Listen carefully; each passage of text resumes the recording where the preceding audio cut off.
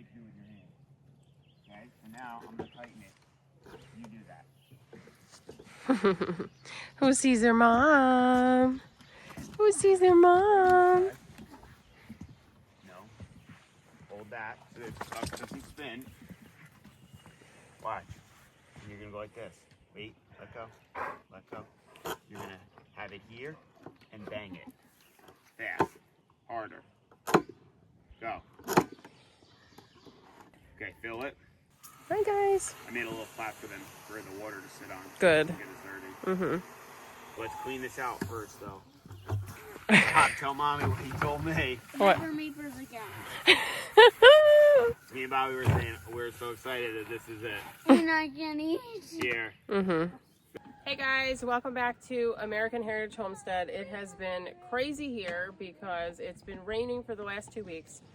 Today is Meat Bird Day. They are going outside on grass. Bring that over by The grass is crazy from all of the rain. We just got home a few minutes ago and pulling in, it looks wild here. And my husband just cut the grass.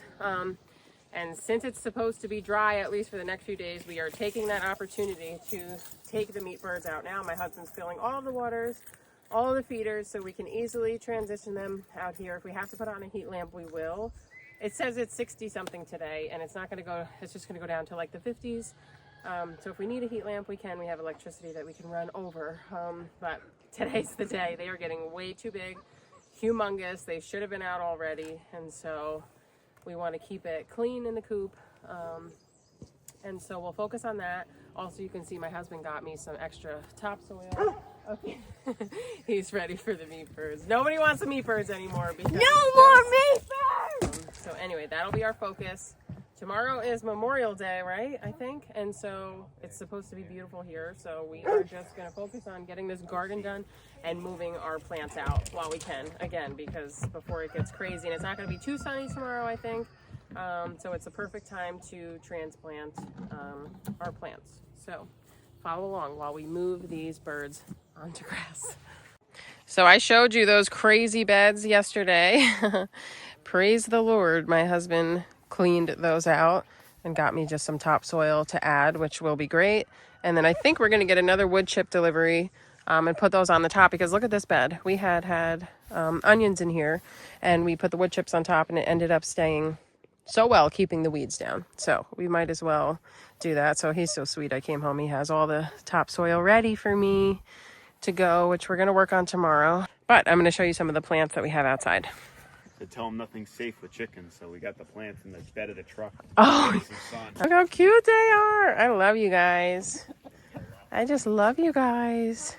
Okay, guys, check out what we got going on here. So we had these plants in the shed because we had no more room in our house, and then it was too cold. Frost came. We couldn't even put them out yet. So my husband had to take some of these plants, move them into bigger pots because he's amazing. And so he's been putting them out here just to get sun. So these are going to go out tomorrow. We're just going to leave them tonight. And we did get some raspberry bushes here, which I've never grown really berry bushes at all. And so I know they're going to get much bigger. I have to decide where I'm going to put them because I'm trying to do like fruit trees in one area. And then I don't know if I'm going to put the bushes together near the garden or not, because my fruit trees are not in the garden area. But look at how many we have here. We got a ton of little peppers, a bunch of tomatoes, because that's what we really want. We tried all different kinds of varieties of tomatoes growing, so we just grabbed what the store had, as well as ones that we planted from seed ourselves. And so we're gonna make tons of sauce, hopefully. Like to see the raspberries. Me too. Maybe. Yeah, you ready? Meat bird time. All right, so this seems to be the easiest way, is to put them all in a bin. They are humongous. I just cannot believe how big they are. Okay. Woo! All right, guys, you're gonna get some grass. Okay, guys. Oh my gosh, they're so... Hey!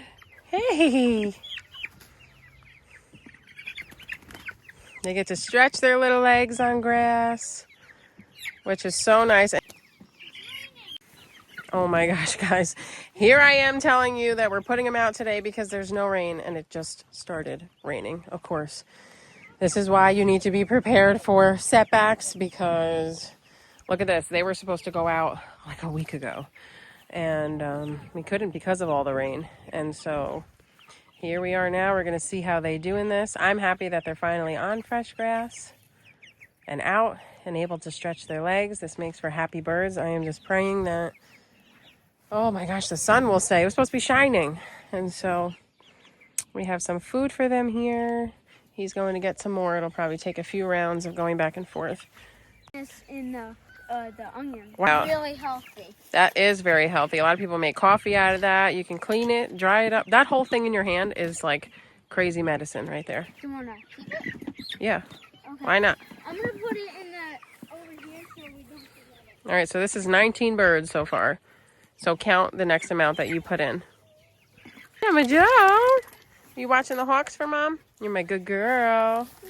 She's my good girl. Oh my gosh. Literally pouring. The second we come out and bring these poor things outside. Thank God there's a covering and somewhere for them to stay in the back, but I just cannot believe. I cannot believe this.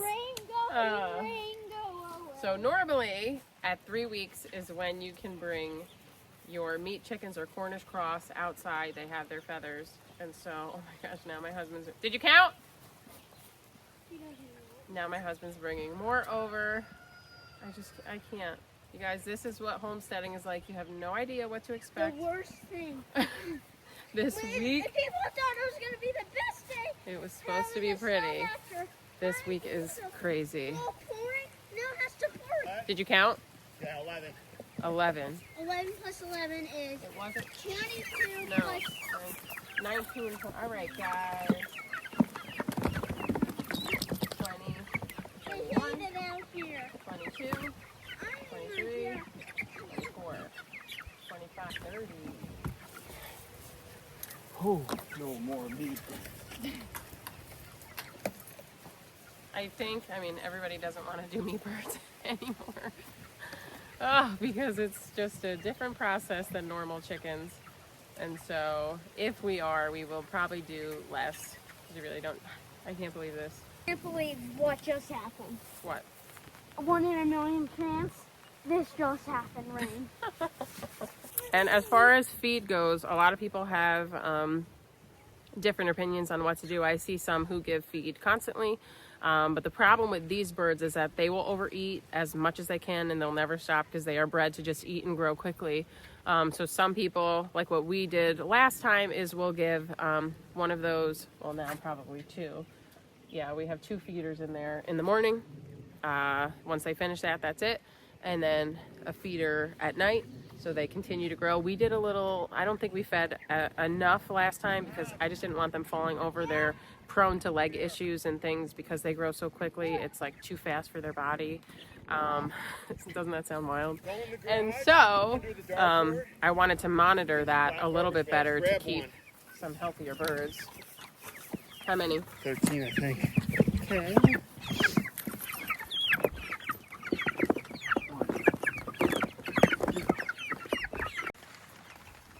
Okay, so if you look on the top at their combs, if you want to identify if you have hens or roosters, so look at how these are smaller. You see this guy in the back? He's got here 2, the bigger reds. Those would be your roosters in the flock. And I believe that people like the hens better because they grow bigger breasts and things like that as far as meat goes. So we just buy them unsexed.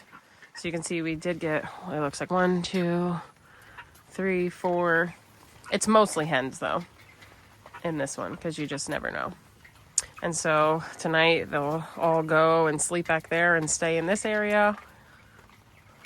And if it seems to be too cold, like I said, we'll add in a heat lamp. But this ends up getting messy super quick. They'll eat some grass, and because they eat so much feed, they go to the bathroom so much more. And so we'll move this coop either back or forward. I'm not sure his plan yet. Oops. So I'm trying to think. We lost 1 in transport. I thought we lost 3 in the beginning. Maybe they I wrote down. extra? They definitely send extra for this reason. I think I have written in my phone, it could have been even 4, because that happens in transport in the beginning too. So we ended up with 48, so that's kind of cool. That's really not bad, but obviously even along the way here in the next few weeks, you may lose some to different things, which is common, so we shall see. And it is that simple. They're out on grass now. Like I said, we're gonna move the coop daily, so it just doesn't tear up the ground, and I'll put it in different parts by my garden where I want to plant afterwards and build a bed. So I'll probably put one right here behind my garlic. Eventually I'll probably start going backwards here into the yard, and maybe even this field over here. I'm not sure yet. I have big plans, but we're gonna move slowly but surely. You don't want to take on more than you can chew, and even something like this, we don't need as many birds, so you know, you want to figure how many you want for your family. If you want 1 chicken a week, that's 52 that you can raise for the year, right? Or you can separate and do 25 now, you know, 25 in spring, whatever. You know, you can decide how you want to do it, but I'd rather knock it out all in one, so then you can enjoy the rest of your summer. These are about 3 to 4 weeks now, so we may raise till 8 weeks, so we'll have 4 weeks to go on these. So I'll keep you posted.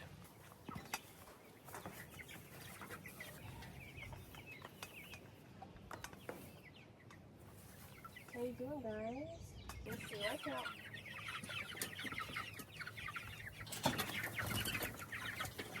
You're okay. Alright. You got it. You're okay. Hold it flat. Okay. So my husband wanted me to set up a heat lamp just in case, because look at this, we didn't think there was supposed to be rain today.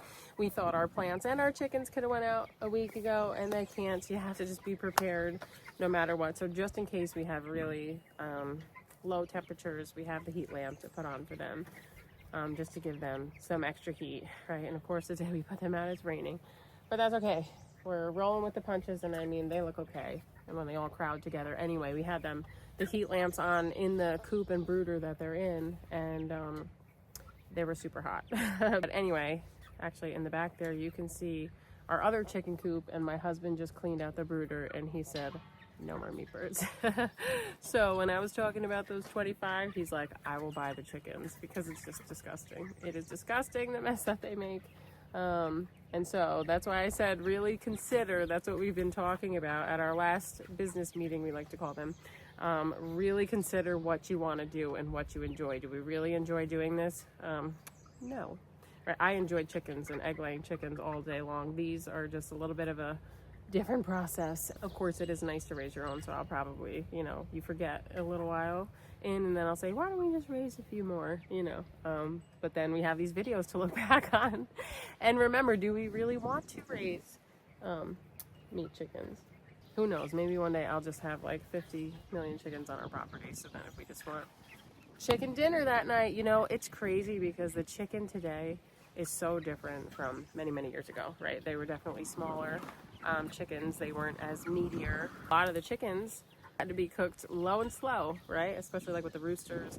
That is why I just want to share with people, so you know in full detail what you're really getting into. Hi guys, we just got through the grossest job in existence, which is cleaning up after meat birds and their poop. Yeah. We let them go a little too long. We cleaned it up. I don't know if you guys saw. Not we. Me. I don't know if you saw in one of the earlier videos, if you remember, that we used a cement board on our floor. Go. And before I put the wood shavings in the area where the meat birds were going to live, I used tar paper, which I don't know if you can see here.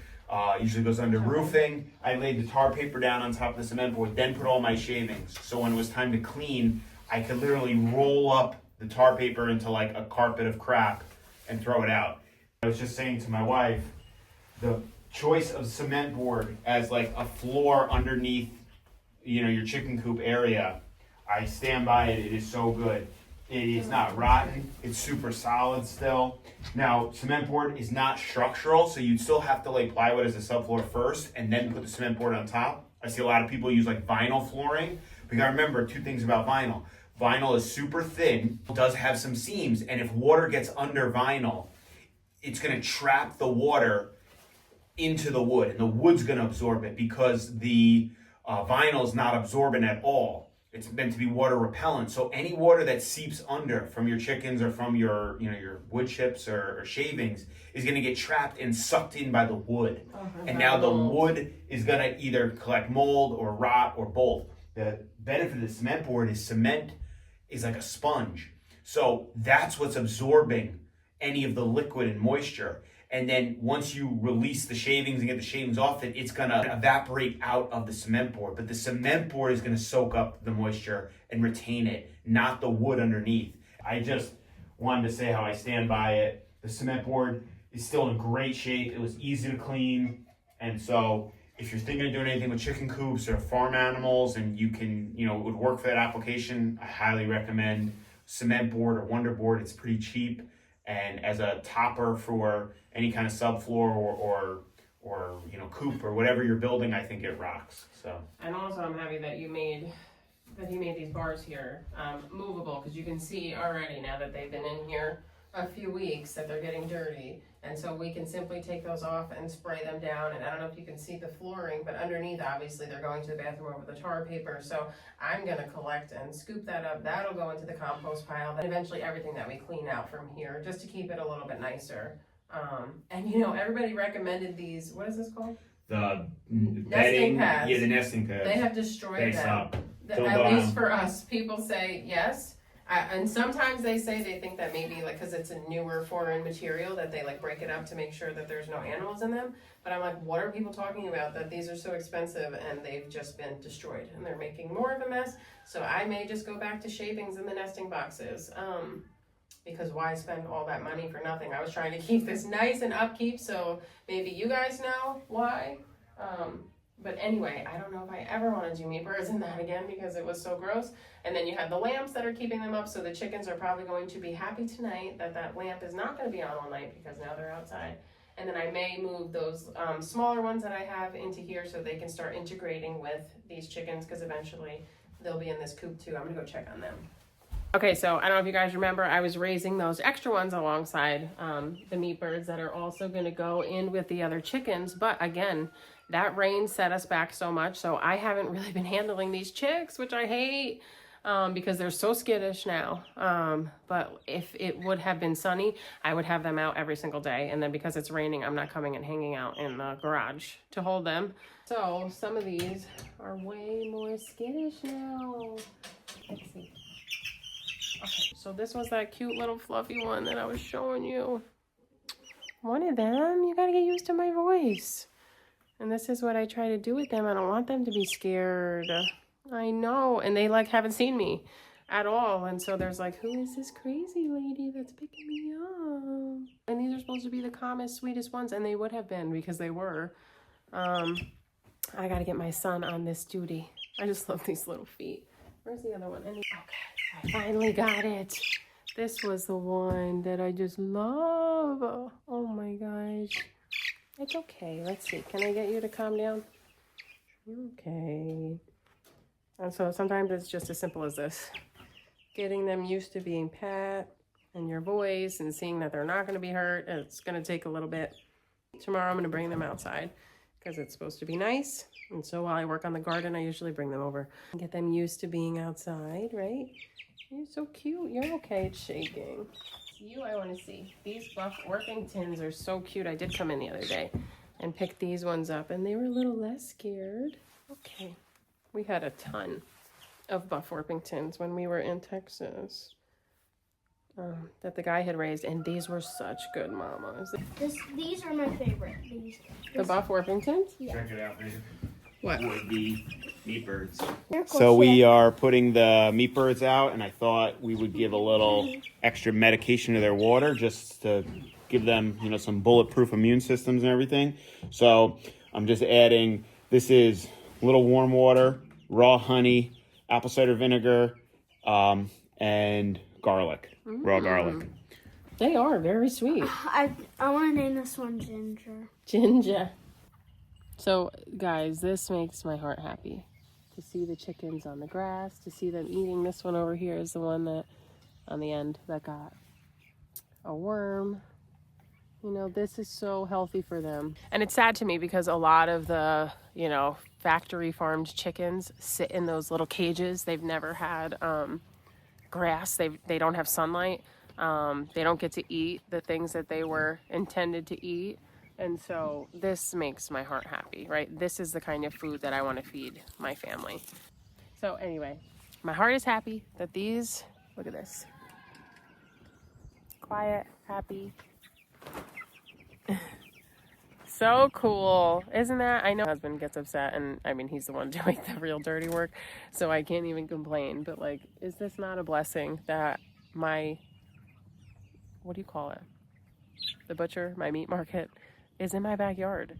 And that's how it always was, people raising their own food. So they weren't dependent on going to the stores. And it's scary, the stuff that they put in our food today. So I will say, like, this is a blessing.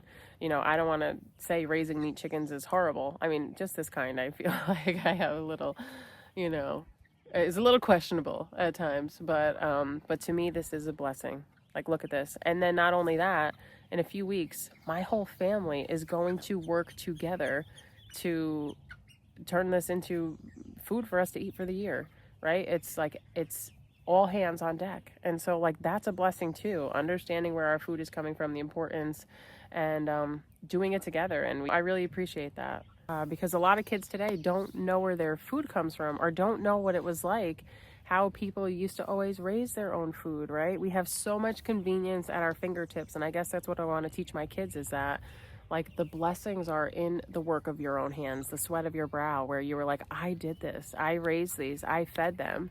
And then we have like so many delicious meals that we get to eat and enjoy together as a family. Like tomorrow is Memorial Day. And so we are taking a chicken out to defrost, and my daughter wants to make like barbecue chicken. And, you know, even my husband said in one of our meetings, like, he wants to do at least one day a week of eating only what we've grown on our farms. That means whatever we've canned, you know, the meat that we've raised, the eggs that we have, and all of that, and drink the teas that we've grown. Like we have a lot of goldenrod tea because there's so many vitamins and nutrients in that.